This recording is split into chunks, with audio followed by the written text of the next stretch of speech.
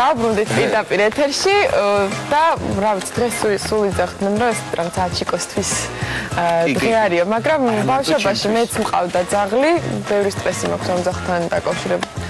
ორ ძაღლთან დაკავშირებული გადატანილი, ასე რომ რიკოშე ძაღლებს ჭირდება კარგი ფსიქოლოგი.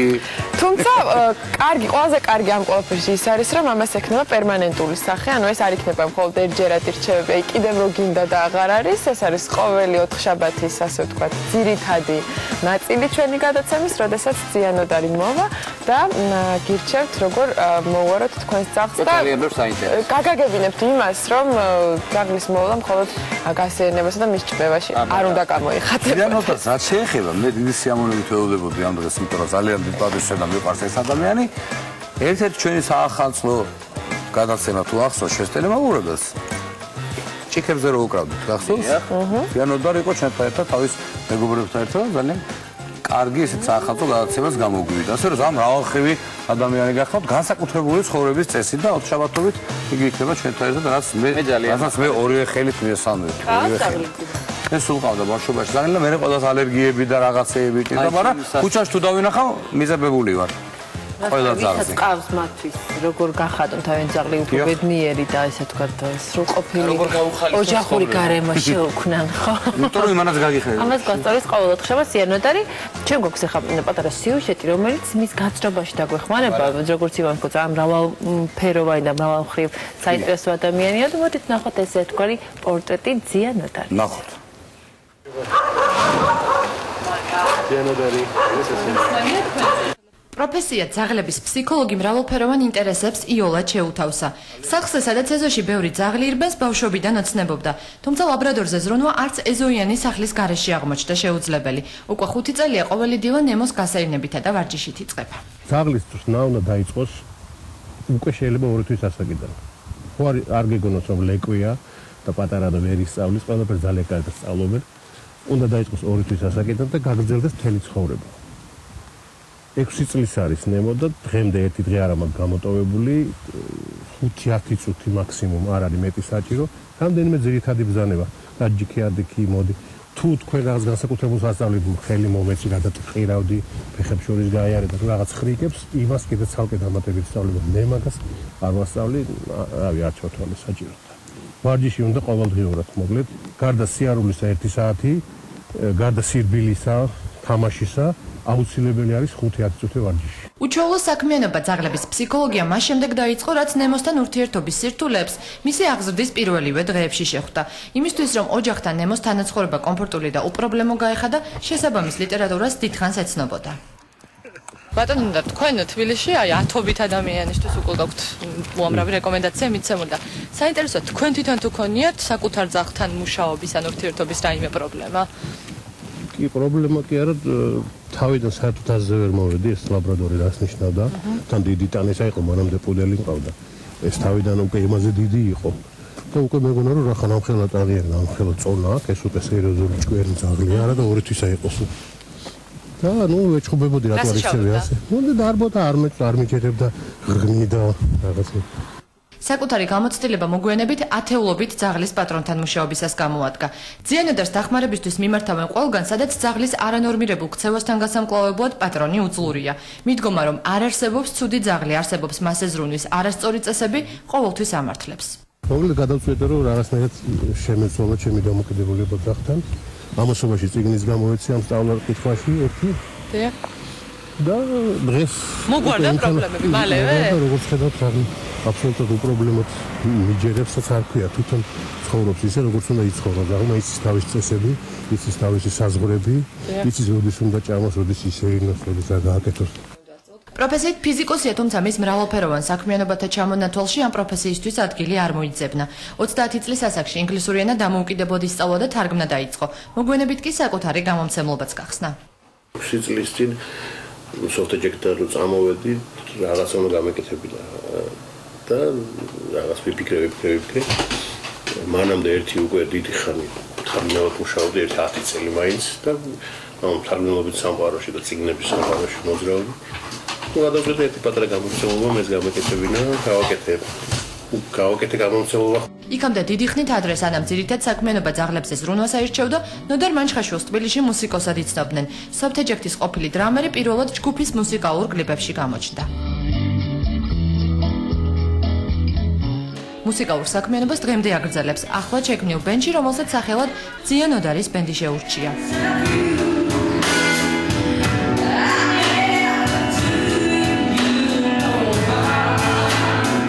ყოველთვის გნობდი თავს მუსიკოსად და დღესაც მუსიკოსი ვარ. ძირითადი ჩემი საქმიანობა მუსიკაა.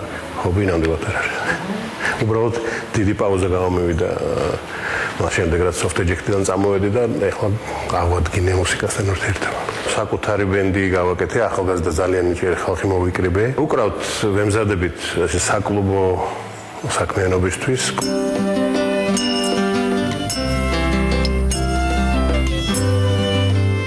რუსთავიერის შუადღეში ძია ნოდარის დებიუტი 3 წლის წინ საახალწლო ეთერში შედგა.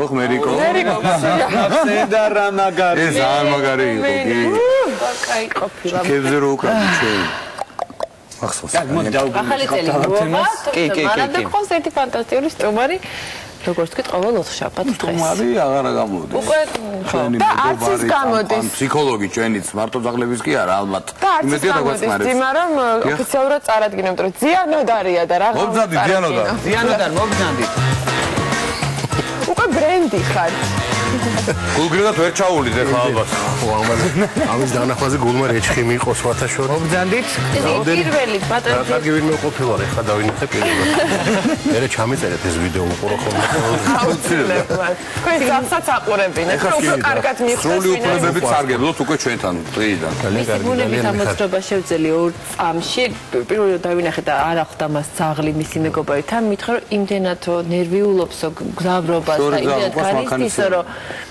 აი ამ საპასუხისგებლო მისიის დროსაც კი არ ანერვიულეთ და არ წამოიყვანეთ. შემეცოდა, არ უყარს მაინც. ეს ხდებიან ძაღლები ბედნიერები, ხო ესეთი მოფრთხილებით, ხო? საქმიან ესე ვთქვათ წასვლაზეც ხო რა გითხოთ, მარტო საქმიან და შეცოდებით არ ხდებიან, ბევრი რაღაცა, ბევრი ნიუანსია, მაგრამ ძირითადად ეგ არის რომ პატივუნასე იმას ვინ არის ძაღლი და უნდა იცოდე როგორ რა უნდა გაუკეთო, რა უნდა გააკეთოს თვითონაც უნდა იცოდეს, მოკლედ რაღაც წესების განაწილებაზე ვლაპარაკობ. თქვენ ამბობთ რომ ძაღლის არასასურველი საქციელის მთავარი მიზეზი არის პატრონის შეცდომები. ხო, შეცდომები არ ცოდნა. არ ცოდნა, ყველას უყვარს ძაღლი რო აყავს ადამიანს ძირითადად ეხა 80%-ში, ხო, 90%-ში უყვართ ეს ძაღლი, გიждდებიან, გადაყვებიან თან, ლოგინში იწვენენ, რა ვიცი. აი არის მე, აი ეს თან გადაყოლა არ არის. ერთი ისიც არის, რომ არ არის ამზად იმისთვის, რამდენიმე ჭირდება ძაღლს, ხო, სწორედ და ხშირად.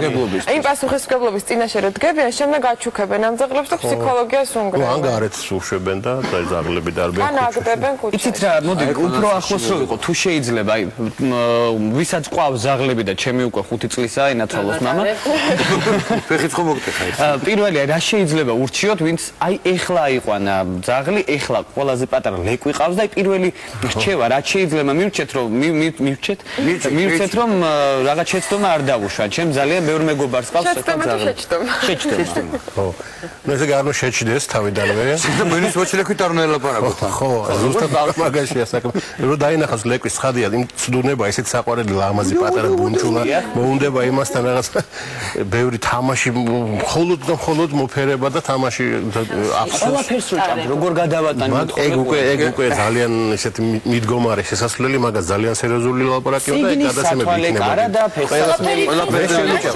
მე თვითონ შემიჭამა მაგის სკამები არ დამიტოვა სახში სანამ დავიწყებდი ამის გააზრებას რომ რატო ვაკეთებ ესე რა ხდება რატო აკეთებს ესე თვითონ რატო იქცევა ცუდად სანამ გავიაზრებდი ვისწავლიდი წავეკითხავდი ვუყურებდი გადაცემებს მეც ეგრე მიშვებოდა ეხლა ვიცი და მინდა რომ თავიდან დავაბრუნო ის რომ ეხლა უკვე დიდი იქნებ დიდი ბიჭია და აღარ იზავს ხო რა არა დიდების ვიცი ზაღლები 5-6 ზაღლები სახში ნერვიულობა სახში რომ მარტო რჩება ზაღლი ხშირად იწყებს ნერვიულობას და რაც მოხდება ხო ზუსტად ასე იყო იმიტომ რომ სამეული გამოვცვალეთ თორკვირა ანუ ეს თამაში არ არის აუც რო წამენ გააჩნია როცა პატარაა თქო კბილები აფხანება და რაღაც თან თამაშის უნდა კი ღრღნის რაღაც მაგრამ მე და მე უკვე როცა პროტესტი არ არის, ეს ნერვობა მაგაზეც ვილაპარაკებ, მაგაზეც მაქვს ბევრი სალაპარაკო შემდეგ გადაცემებში. კითხვები რაც უფრო მეტი იქნება თქვენც და რა ვიცი თუ მე თქვენი ამბები როგორ ინტერესებს თქვენი ამბები როგორ მიხვედით აი ამ საქმიანობამდე ძაღლების ფსიქოლოგი რო გამختارიყავი და რამდენი წელია აი ძაღლთან ურთიერთობა დიდი ხანი არ არის მე ჩემი ძაღლი რომ ყავდა იქ სიუჟეტიც იყო თავიდან ძალიან ზუსტად იქცეოდა უბრალოდ არ იქცეოდა ისე როგორც საჭირო ეხლა 6 წლის გახდა არა მანამდე წავდა ძაღლი ის იდეალური პუდელი თვითონ გაიზარდა ისე რომ აქეთ მასწავლე და რაღაცებს იმასთან არ დავიწყე აი ეს ისწოდნა მე რაც მასწავლე გამოვიტანე ის ძალიან მაგარი ერთ-ერთი ყველაზე ახლო მეგობარი იყო ცხოვრებაში ხო რატორი ჩვენ რაღაც პარტნიორები გავხდებით როგორც ყავდა და ეხლა ლაბრადორი და რადიკალურად განსხვავდებიან მე რომ ნახე რომ არ მომწონს როგორ იქცევა არც ისე სულელი ადამიანი ვარ ხო რაღაცნაირად ვიფიქრე იქნება რამენაირად გადავწყვიტო ვისწავლო შევცვალო რაღაცა შეიცვალო ძაღლიც შევიცვალე მეც შესაბამისად შემეცვალა მიდგომა ძაღლებისადმი შემეცვალა წესები რომლითაც უნდა ძაღლებთან ვიურთიერთო არ მომწონს ნუ კაი იყო ვიურთიერთო იმეგობრო ხო აი ურთიერთობა ვიქონიო ვიცხოვრო ძაღლთან ერთად ხო მოგე უფრო კაი მარტო ცხოვრობ ნახე არა მარტო არა არა ოჯახი შორცოლი ორი და ისინიც ესე თქვა გაანათლეთ ამ სფეროში რომ ძაღლის ფსიქოლოგია და აზია ნამდვილად ოჯახს იმიტომ რომ მე 9 თვემდე ჩემ ძაღლს რაც ვასწავლე მე რაღაც პერიოდი მქონდა მეცალა და მე როცა დაუტოვე მშობლებს და იქ დავიღუპე მეც და ჩემი ძაღლიც გაათამამეს რომელია როგორც ბებია ბაბუები ათამამებენ ხოლმე შვილიშვილებს იგივე დამართეს ჩემმა ძაღლმა მე რო ვჭამდი მაგიდასთან მოსვლა არ იცოდა დღეს ზის და ისეთი თვალებით მიყურებს რომ აი ბანჩი შენ ადგილზე დაჯექი და კი მიდიჭდე მაგრამ მე როგორ გამოვხედავს შეჟმოტო მე მგონი რომ შეიძლება დავასვენოთ არა პირიქით კარგი ინფორმაცია არის კარგი მე ამაზე შეიძლება მინდა რომ კონკრეტული საკითხები შემოვინახოთ მომავალი 4 შაბათებისთვის და აჩიკოს ინტერესს დღეს დავტოვებთ და ალბათ არ დაეძინება ამაღამ უბრალოდ მინდა კითხოთ ეს პროფესია როგორც ასეთი საჭიროა დღეს, ანუ რამდენად არის თქვენთან ზარები? მე ვიცი რომ Facebook-ის გვერდი გაქვთ ძალიან აქტიური და თითქმის ყოველ დღე ბევრი შემთხვევაზე გწერენ. არსებობს ეს პროფესია ძაღლების ფსიქოლოგი ზოგადად თუ ჩვენ ვართ და ჩვენთან არ არსებობს, უცხოეთში არსებობს, მაგრამ ფსიქოლოგი არ ქვია, იქ უფრო ეძახიან behaviorist, მაგრამ ასეთ რთული სიტყვა ჩვენთვის ნამეტანია და ან თქვათ იგივე სეზარ მილანი რომელიც ცნობილი ამერიკელი ქსევის კორექცია, კორექტორი, არ ვიცი ხო, კარვის ქართულად ფსიქოლოგი დავარქვა. ზაღლებთან მოჩურჩული ეძახიან ამერიკელები, დოგ ვისფერე რა არის ეგეც სეზარ მილანი. ხო, ზაღლებთან მოჩურჩული მოლაპარაკე გველის ჭამელის მსგავსი ტიპია, მაგრამ როგორ ზაღლების ამბავში. ჩურჩული ზიანოტორი, კარგია. ხო, არ ვიცი კი, ხო. სახელი და ფსიქოლოგი დავტოვე ჯერდანო იყოს და რაც შეეხება იმას ბევრს სჭირდება თუ არა. მე სხვათა შორის თქვენთან ადრესს ვიყავი. ამ წიგნის პრეზენტაცია უნდა თქვენთან და მაშინაც თქვი ეს და ეხლაც გავიმეორე. ხო, ბედნიერი ძაღლი ეს ამის ერთ-ერთი დიდი ნაბიჯი, რამაც გადამოწყვეტინა ამ საქმიანობის დაწყება, იყო ამის წიგნის გამოცემა. ამის პარალელურად წავიკითხე ძალიან ბევრი და იმ პროცესში მივხვდი რომ რაღაცებს კარგად ვიგებ და იქნებ გამოვიყენო პრაქტიკულად. გაუზირო ცხებსაც მე გადავხედა მაგას. ხო, კი ბატონო და ანუ ეს წიგნი მქონდა გატანილი რა ქვია მანერზე ძაღლების გამოფენაზე. სადაც მოდიოდა უამრავი ძაღლი, ხო, ჩემი ძაღლით არ გავსულვარს, ხო და არ მიყვარს გამოფენები და რაღაც შოუები. იმას არ უყვარს. არც მე. ძაღლს არ უყვარს, იმიტომ 2 დღე მიდის, 3 დღე მერე სტრესში წევს, ძინავს და რაღაცა მეც გვერდზე უწევარ და არ შეგვიძლია მოკლედ, არ გვინდა ეს ხალხმრავალი და ძაღლმრავალი ეს გონიზებები არ. ზოგადად ეს ხო ისეთია რაღაცნაირი მაინც.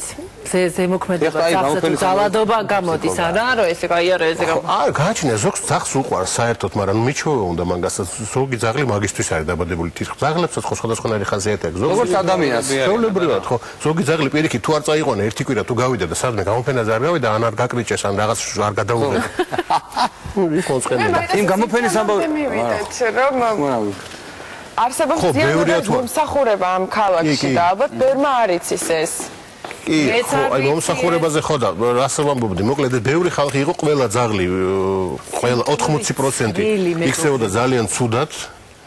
მაგრამ ეს პატრონები გაღიმებულები მიდიოდნენ, მიყავდათ ეს გაქაჩული ძაღლები, ძაღლები ერთმანეთს კბენდნენ რაღაცა. და ეს რომ ამას რომ დაინახავდნენ, ეს ხო ვიცი და გაივლენენ ხოლმე. ანუ ეს ხო ვიცი არის ის, ბევრმა არის ის და უნდა ცოდნა და მე მირეკავენ მე, ანუ თქვათ მოდიან Facebook-ის გვერდზე და იქ მწერენ, დავდივარ პატრონებთან, ბევრი აღფრთოვანებული პატრონიც არის ახლა რომელიც მადლიერების წერილს წერს. ბევრი ჩუმად არის და ხვდები ხოლმე რომ არ შეასრულა ჩემი რეკომენდაციები და ისე ან რთული ხო არ არის შესრულება რთული ხო არ არის შესრულება მაგ რეკომენდაციების იდეა როგორ იცხოვროთ რთული არა უმარტეს თავარი აი ძირითადი მიდგომებია საჭირო უნდა გაიაზროს ადამიანმა ვინ არის თვითონ და ვინ არის ძაღლი რომ ძაღლს სჭირდება უფროსი წინამძღოლი როგორც მგელს სჭირდება თავისი ლიდერი ხო ხროვის წინამძღოლი ხო ისე სჭირდება ძაღლსაც რომ თვითონ იგზნოს თავი მშვიდად და უსაფრთხოდ ამის მერე ის რომ აღარ ნერვიულობს უკვე თითქმის აღარაფერი აღარ არის გასაკეთებელი რომ თუ ვინ თავისუფლებას ავლენს ყველა თავის კარგთვისებას უკვე ავლენს შვიდი ძაღლი რომელიც არ ნერვიულობს სიცოცხლის შენარჩუნებაზე იმის გამო რომ ყავს უფროსი ვინც ამაზე ზრუნავს მაშინ ამის მერე ძაღლი იწყებს თავის გამოჩენას მეტი არაფერი ძალიან მარტო მიდგომაა შესაძლებელი ძაღლი არ არის რაღაც ისეთ მარტო მოსაფერებლად და ეს უნდა დააყენო თავის ადგილზე ისევე როგორც სინამდვილეში ადამიანები ისრაელში ქირას იხდიან ძაღლზე სხვაგან არ ვიცი მაგრამ ისრაელში ქირას იხდიან როგორც ადამიანები ანუ ძაღლის გადასახადი რამდენ სულიანი ოჯახი და ძაღლი შედის აი ეხა ნუ ამბობ მაგას იმიტომ ვკითხავ თქვენს მომსახურებაზე რომ ჩვენ გამოყევით ერთ-ერთ ოჯახთან სადაც მიეცეთ რეკომენდაციები ეს იქნება ამ რუბრიკის ტრადიცია რომ ძიანოდარი მისცემს გარკვეულ ოჯახს რეკომენდაციას და ისე ჩვენი გადამღები ჯგუფი შემდეგ მოიკითხავს როგორ იქცევა ის ძაღლი რომელსაც შეხვდა ძიანოდარი როგორ იცვლება ის ძაღლი ეს შეგვიძლია თქვა როგორ იქცევა და იცვლება ეს ძალიან მიხარია რომ ეს გადაცემა გაკეთდა იმიტომ მართლა საჭირო ჰაერივით გჭირდება ძაღლების პატრონებს ჰაერივით გჭირდება ოდნავ მაინც ინფორმაცია თავის ძაღლის და მიდგომაც შეიძლება ალბათ ძაღლების მიმართ ცოტა მაინც მე მგონი შეიძლება კი ნახოთ აუცილებლად ნახოთ ეს სიუჟეტი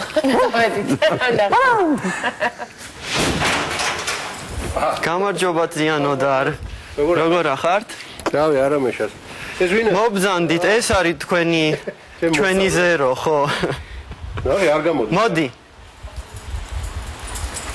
მიესალმე მოდი და გამოვიდე ეს ლეკვი ჩემთან მოხდა 2 თვის ასაკში წავიყვანეთ აგარაკზე სადაც მამაჩემი ცხოვრობდა იქ ნუ იყო ბევრი ფრინველები ცხოველები რაღაც ველური სიტუაცია და იქ ცხოვრობდა მამაჩემთან ერთად და იზრდებოდა რაღაც ასე ვთქვათ ველურად რა ყოველგვარი წესების გარეშე შემდეგ ვიყიდეთ ეს ბინა ეზოიანი სახლი კერძო სახლი და გადავწყვიტეთ ჩამოყვანა უკვე იყო 6 თვის უკვე ქალაქში ძალიან რთული იყო მისი თავიდან ადაპტირება იმიტომ რომ სულ სხვა რამეს იყო შეჩვეული რასაც აკეთებდა აგარაკზე აქაც იმას აკეთებდა დასდევდა ქათმე ყველაფერს რაც მოძრაობდა და ძალიან რთული იყო მართვა ვიფიქრე რომ ამას ვერაფერს ვერ უშველი არასდროს აღარ გავასეირნებ და ჩავკეტავ ეზოში იყოს ან იქნება დაბმული მთელი ცხოვრება იმიტომ რომ რაღაცეები ვცადე და წარმოუდგენლად მიმაჩნდა ამისი მოჭკვიანება ძიანოდარის შესახებ მირჩიეს მეგობრებმა რომლებიც ვიცნობთ ერთმანეთს იმიტომ რომ ცხოველების მოყვარულები ვართ ზოგადად ძირითადად Facebook-ის გვერდებზე ვაქტიურობდით და Facebook-ის მეშვეობით უკვე უშუალოდ ვესაუბრე და გავიცანი ძიანოდარი დამპატიჟა თავისთან აგარაკზე კიკეთში სასაუბროთ როგორც წესი ყველაზე კარგი ამ პრობლემის გადაჭრის ყველაზე კარგი გზა არის უნდა ჩამოხვიდე ძაღლი ნახო რა გარემოშია სად ძინავს სად ერთობა სად თამაშობს სად ჭამს ვინ აჭმევს ვინ ასენებს ბევრი ნიუანსია ძალიან ყოველ ძაღლთან ურთიერთობისას და ეს ყველაფერი უნდა ნახო პირადად ადგილზე მესაუბრა ძაღლის ფსიქოლოგიაზე, მასთან მიდგომის წესებზე და საერთოდ რა არის ძაღლი და რა ესმის, რა არ ესმის და ვინ არის და რა უნდა ჩვენგან. ძაღლისთვის თვითონ სიყვარული არ დგას პირველ პლანზე. პირველ პლანზე ძაღლისთვის ყველაზე მნიშვნელოვანი არის თავისი ადგილის პოვნა ოჯახში. მარცხენა. კიდე მარცხენა. მასწავლა რაღაც ძირითადი პრინციპები ძაღლთან მოქცევის. არა ის თუ ის როგორ უნდა ასწავლოს სხვადასხვა ბრძანებები, არამედ ძაღლის ფსიქოლოგია და მასთან მოქცევის წესები ზოგადად. მას ჭირდება არა მარტო ჭამა და მოფერება, ჭირდება უსაფრთხოების შეგრძნება ზოგადად, რომ არავინ მას არ დაემუქრება, არავინ ხვალ მშიერს არ დატოვებს, არავინ არცემს არ გააგდებს, არ ვიცი 1000 რაღაცა კიდე ბევრი რაღაც. უსაფრთხოების შეგრძნება არის ძაღლისთვის ყველაზე მნიშვნელოვანი. ეს ამომიყვანე კიკეთში და თავიდან არ ვიცი სკეპტიკურად ვიყავი განწყობილი. მე ჩამოვედი და დავიწყე ამ ჩემი ძაღლის მე თვითონ წვრთნა. წვრთნა გამოხიხატებოდა ურთიერთობის შერჩევაში ძაღლთან. გაგება ზოგჯერ ადამიანს უჭირს, იმიტომ რომ ბავშვებსაც ეგრე ვზდით, ხო? ეგ მაშინ ჩვენი ოჯახის წევრები არიან, ვეფერებით, ველაპარაკებით ბერს, ნუ რაღაც კოცნით უამრავს. ასე ვებდით ძაღლს, მაგრამ ძაღლი ბავშვი არ არის. ძაღლია და ცხოველია. სიმკაცრის მომენტები, გამოვრიცხე, რაღაც ხმის აწევა, გაბრაზება, ესეთი რაღაცები თურმე აზრი არ ქონია და მართლა არ ქონია აზრი. გავაკეთე რამდენიმე ესე ვთქვათ საწურთნელი სასწავლო გასეირნებები ქუჩაში, რაღაც ბრძანებების სწავლება დავიწყე ძიანოდარის რჩევების მიხედვით და მომენტალურად 2 დღე, 3 დღე და სრულიად შეიცვალა ზერო. მე თვითონაც ძალიან კმაყოფილი ვარ რომ ბესოს შემხვდა, იმიტომ რომ ამან მაჩვენა რა შედეგი აქვს ჩემს ასე ვთქვათ თეორიას, მაშინ როცა პატრონი მიჯერებს მთლიანად. ქათმებთან იყო ძალიან უკიდურესად დაძაბული ვითარება, რამდენიმე ინდაურების ყავდა ყველაფერი, რამდენიმე მოკლა ასე ვთქვათ, როცა არავინ უყურებდა, ისე გაეკიდა, ეს თამაშობს უბრალოდ რა, მონადირის ინსტინქტი აქვს. თავიდან თოკით მივაჩვიე, ანუ მე და ზერო ჯაჭვით დავდიოდით ქათმებს შორის და ანუ არ უნდა გაეხედა ქათმებისკენ. მერე უკვე აუშვი თოკი და მეც ახლო-მახლო ვიყავი და ისევ გაიწევდა ხოლმე, გაეკიდებოდა, მაგრამ არას შემდეგ მონუმენტალურად ჩერდებოდა, ანებებდა თავს. იყო ძალიან ძლიერი საკმაოდ და ქუჩაში გარბოდა წინ. ნუ ამან რა იცოდა, რომ საერთოდ სეირნობა როგორ უნდა პატრონთან. ესეთი მეთოდია, რომ როცა ძაღლი გაიწევს წინ, ოდნავ დაკაჩავს თოქს, პატრონი უნდა გაჩერდეს იმ წუთას, უბრალოდ შეწყვიტოს სვლა, სანამ თოქს არ მოადუნებს ძაღლი. რომ მოადუნებს, მერე გააგრძელებს სვლას. ან კიდე უფრო რადიკალური მეთოდი, როცა გაიწევა, იმ წუთში მიდიხარ საწინააღმდეგო მიმართულებით. ანუ ამ დროს ძაღლი გრძნობს, რომ მისი გაკაჩვა იწევს აბსოლუტურად მისი სურვილის საწინააღმდეგო მდგომარეობას. კარებში წინ გარბოდა რაც ასე ვთქვათ მისი აღმატებულების ნიშანია, იმიტომ რომ თვითონ გადის ჯერ და მერე მიყვება პატრონი, როგორც დაქვემდებარებული პირი. ნუ მაგასაც გადავაჩვიეთ ისე რომ კარებთან რომ მივდიოდით, გარბოდა, ჩერდებოდი და ვიყავით ისე გაჩერებული, სანამ არ დამაცლიდა რომ გადავსულიყავი კარების იქით. და კიდე ძალიან მთავარი იყო რომ ისწავლა ამგრძალავის სიტყვა. ანუ როცა ვეტყვი არა, ან რაღაც სხვა სიტყვა ამგრძალავი უბრალოდ წყვეტს მოქმედებას, ასე ვთქვათ. და ეს უკვე ყველა ვითარებაში ჭრის. ნებისმიერი მკვეთრი და მოკლე ბგერა სასურველია მაღალი სიხშირის. მე დაშსაც უკრავან, ფეხს ვაბაკუნებ, ანთიც ვატკაცუნებ, ნებისმიერი ბგერა, რომელიც მას მოსწყვეტს იმ რაღაცით და რაზეც არის იმ მომენტში კონცენტრირებული და ჩვენ არ გვინდა რომ იმას უყუროს, გვინდა რომ ჩვენ შემოქმედოს და ჩვენ დაგვიჯეროს. ნებისმიერი. მათ შორის აბა ცუც ეძახის ერთი ჩემი მეგობარი თავის პუდელს, ძალიან სასაცილო და საყვარელ პუდელს, ცუც და ეკრევე, ესე დგება ხოლმე ძაღლი უყურებს თავის პატრონს. რაც ჩვენ ურთიერთობებს შორის დამყარდა, მე და ზეროს შორის. ეს არის ის, რომ მე ვარ ლიდერი და ის არის ჩემი საყვარელი მეგობარი. ყველაფერზე ეთყობა, აი რო დადის თავის ეზოში, თავის იქით იყურება, ძალიან კომფორტშია ეთყობა ყველაფერზე, არის შვიდად ამას აღარ ჭირდება ეხა ზედმეტი არც ვარჯიში, არც გაცვლა, ხმაური. აქ რო გამოდიოდით ხოლმე ზიანოდა რა აქ გზის პირზე, ყველა ავლილ-ჩავლილ მანქანას მისდევდა ხოლმე, იწევდა ხოლმე, ხელები მქონდა გადატყავებული ამის დაჭერით. ხო და ეხლა უკვე ვასეირნობთ უკვე თავისუფლად. ესე იგი ზიანოდანმა პატრონის განათლება ზეიზრუნა, თუმცა ეს ადამიანი ძალიან ისეთი აღმოჩნდა, ხო? გამგები და მოისმინა კარგად და ძაღლი ლოცველებები აშკარაა ეხლა. იცით რა კითხვა გამიჩნდა ამის მერე? ხო არსებობს რაღაცა სამსახურები, მე მგონი საქართველოშიც, როდესაც მიაბარებ ლექს და გიწვნიან. ის მიუხედავად იმისა, რომ თქვა განსაკუთრებული საჭიროების ლეკვებისთვის, ასე ვთქვათ, მონადირეების თუ მცველებისთვის. ყველასთვის არის პრინციპი. ეს რაღაც მომენტში ანაცვლებს ამ არა, გაცვლა სხვა არის. მე თვითონ გაცვლას არ ვეხები. არ აი ეს მინდა რომ გამარტოთ. ხო, ბევრი მეკითხება აი ესე როგორ დავსვა როგორ მაგას მე არ ვეხები, მაგისი არსებობს ბევრი მეთოდი. ერთი არსებობენ მწვრთნელები ჩვენთან. მე თუ ეს მწვრთნელები თქვათ ვინმეს მატერიალურად უჭირს ან არ აქვს საშუალება, უამრავი ვიდეო დევს YouTube-ში ან კიდე სხვაგან ან წიგნიც არის. ნუ ვიდეო უფრო კარგია დაინახავს, გაიგებს, ხო.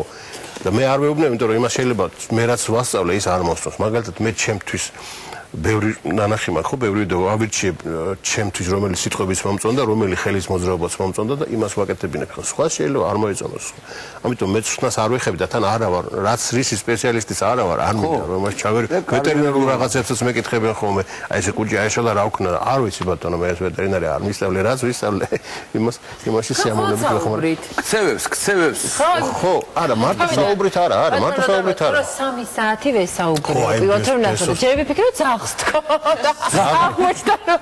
ძაღლი არ იყო მაშინ ამოვიდა მარტო ბესო იმიტომ რომ კიკეთში ვიყავ ვერ ჩამოვედი ვერ დაუტოვე ძაღლი ვერავის თან ცხელოდა და მართალი ითხრა დამეზარა და უთხარი მოდი ამოდი მეთქი ძაღლი ამოვიყვანო არა ძაღლი არ მინდა მეთქი იმიტომ რომ იქ აზრი არ ქონდა იმ გარის უცხო გარემოში ძაღლს რო დავინახავდი არაფერი ინფორმაციას არ მომცემდა ამიტომ ამჯობინე მარტო ბესოსთან და იმ ხელა ლექცია ჩავატარე მე საღამოს იმას ლეიკოპლასტირი დავიდა ენაზე მტკივა რამდენი არ ველაპარაკე მართლა და მაგრამ ეს ძალიან მომეწონა რასაც ვეუბნეოდი ყველაფერს აზრიანად აღექო მიდგომა პატრონის ხო სამაგალითო ახლა კიკეთში ამოვიდეს არავი ახლა ბერს ხო დაეზარება ზოგადად და ითქვეს რომ ახლა კიკეთში ავიდეს რა 1-2 რჩა ხო ალბათ არის ხოლმე ესე რამდენი 1-2 კი 4 საათს მელაპარაკებენ და რომ მივიდე და ადგილზე მოვარჩინე ის ეზარებათ იმიტომ სამსახურიდანო წამოვიდეს ან რაღაც არ უნდა წავიდეს ლუდის დასალევად უნდა დაიდეს სახლში დამელოდეს მე ახლა საცალია მაგისთვის მოიწერა Facebook-ზე ისე ვიღაცებს წერს პარალელურად მეც 1-4 საათიან იმას მიმართავს ხო მაგრამ როგორც წესი უშედეგო მე არ მეზარება ყველას უპასუხობ ვისაც